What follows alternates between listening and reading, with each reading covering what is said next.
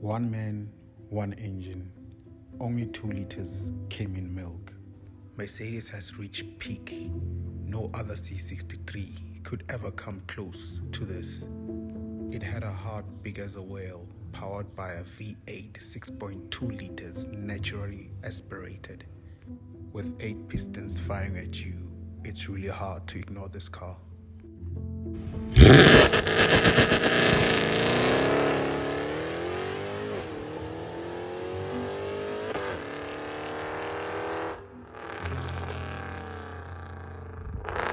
That's the best sound a man's ears could ever hear.